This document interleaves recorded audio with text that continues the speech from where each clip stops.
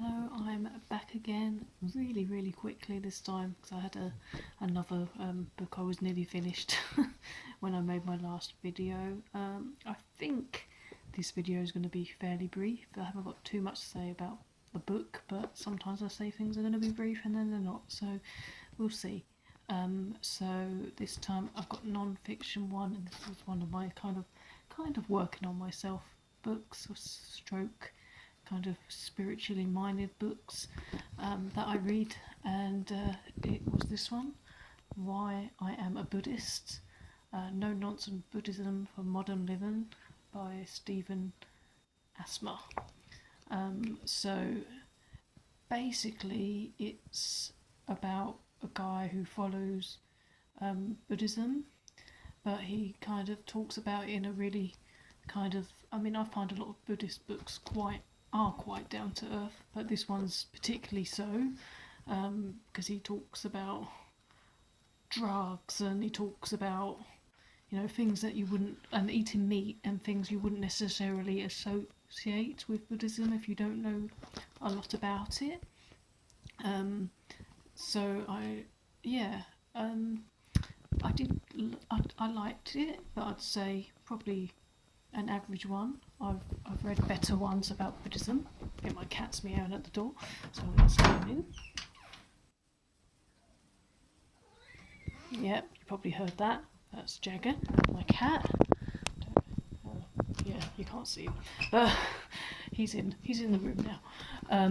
So why I am a Buddhist. So I like the fact that it was written from this kind of even more down to earth perspective, and there was definitely some nuggets of wisdom in there. I mean, I've read other Buddhist books that I enjoyed more, but they were probably a bit more in depth, I guess, whereas this, I guess, was a lot of his own experience.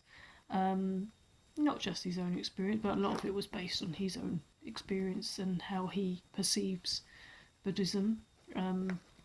So I kind of liked that it was written like that, and it was interesting. There were some chapters that were a little bit more challenging than others, but it had some useful stuff in there, like, not for me, but like this particular chapter I'm going to mention, but there was a chapter about kind of following Buddhist beliefs and being a parent, for example, and stuff like that. And yeah, there was definitely nuggets of wisdom to be found within it. I particularly like his focus on Buddhism being the middle way. There was things like how whatever we do, whether we're helping old ladies across the street or selling sex for money, that nothing is good or bad, that it's all neutral, but it only becomes bad when it becomes an addiction or it becomes something we're obsessed with. And I thought that was a really interesting perspective, for example.